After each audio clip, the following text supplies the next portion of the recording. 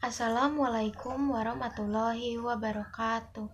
Nama saya Devusvitasari dari kelas 12 IPA 1. Di sini saya akan menganalisis tentang pelanggaran hukum yang terjadi di masyarakat.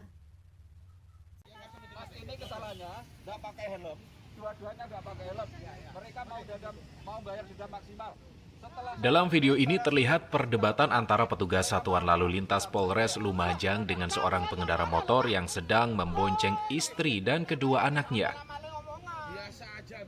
Petugas terpaksa menghentikannya karena tidak mengenakan helm. Jadi kronologi dari kasus ini yaitu seorang pelanggar lalu lintas di Kabupaten Lumajang, Jawa Timur marah-marah karena ditilang polisi dan didenda uang. Bahkan pelanggar lalu lintas tersebut merekam petugas polisi dan mengancam akan memviralkannya. Pelanggar lalu lintas tersebut awalnya berdebat dengan petugas Satuan Lalu Lintas Polres Lumajang. Polisi terpaksa menghentikan laju kendaraannya karena yang bersangkutan tidak mengenakan helm, padahal ia berboncengan dengan istri dan kedua anaknya. Saat itu petugas berusaha memberikan pemahaman kepada sang pelanggar atas kesalahannya, namun ia justru marah-marah saat mengetahui jumlah denda tilang elektronik cukup besar. Ia juga memprovokasi petugas dengan perkataan bernada tinggi dan merekam peristiwa tersebut lalu mengancam akan memviralkannya. Satlantas Polres Lumajang, Ibnu Marianto membenarkan peristiwa tersebut terjadi pada Senin sore tanggal 11 bulan Mei 2020. Saat itu petugas menertibkan warga dalam rangka memutuskan penyebaran virus corona di Jalan Alun-Alun Utara Lumajang. Meski sempat menolak ditilang, sang pelanggar lalin akhirnya menyadari kesalahannya dan siap membayar denda tilang elektronik sesuai keputusan pengadilan negeri setempat. Jadi di kasus ini kita akan membahas tentang A. Faktor penyebab terjadinya kasus tersebut, B. Jenis pelanggaran hukum yang dilakukan, C. Ketentuan peraturan atau perundang-undangan yang dilanggar, D. Sanksi yang diberikan kepada pelaku atau pelanggar, E. Solusi untuk mencegah terulangnya kasus tersebut. A. Faktor penyebab terjadinya kasus tersebut.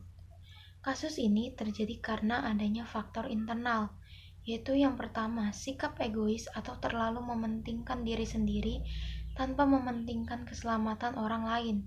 Yang kedua, kurangnya pengetahuan atau pemahaman masyarakat terhadap peraturan lalu lintas. Yang ketiga, rendahnya kesadaran hak asasi manusia. Dan yang keempat, sikap tidak toleran. B. Jenis pelanggaran hukum yang dilakukan. Jadi di kasus ini sang pelaku melakukan pelanggaran lalu lintas.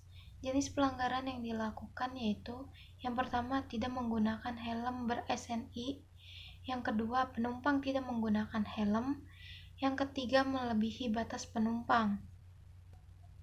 C. Ketentuan peraturan atau perundang-undangan yang dilanggar.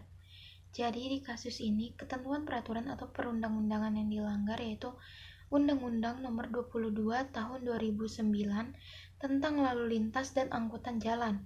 Pelanggar lalu lintas dapat terancam pidana kurungan atau denda tergantung jenis pelanggarannya. D. Sanksi yang diberikan kepada pelaku atau pelanggar, yaitu yang pertama, pengendara yang tidak menggunakan helm ber-SNI dikenakan sanksi pidana kurungan paling lama sebulan atau denda paling banyak Rp25.000.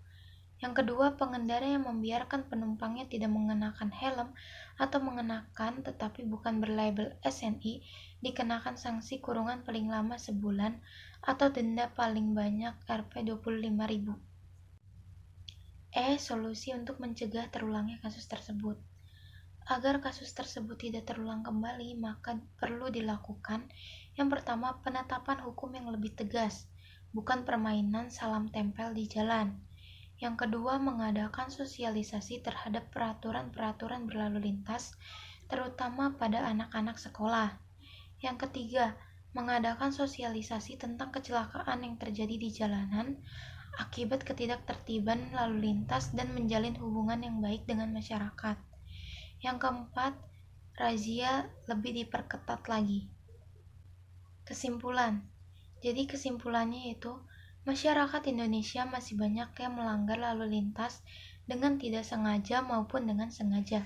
Hal ini disebabkan karena kurangnya pengetahuan masyarakat terhadap peraturan lalu lintas atau tata tertib lalu lintas, sehingga masyarakat tidak mementingkan keselamatannya sendiri, bahkan bisa berdampak terhadap keselamatan orang lain. Karena itulah tingkat kecelakaan dan pelanggaran lalu lintas terus meningkat. Sekian video dari saya. Wassalamualaikum warahmatullahi wabarakatuh.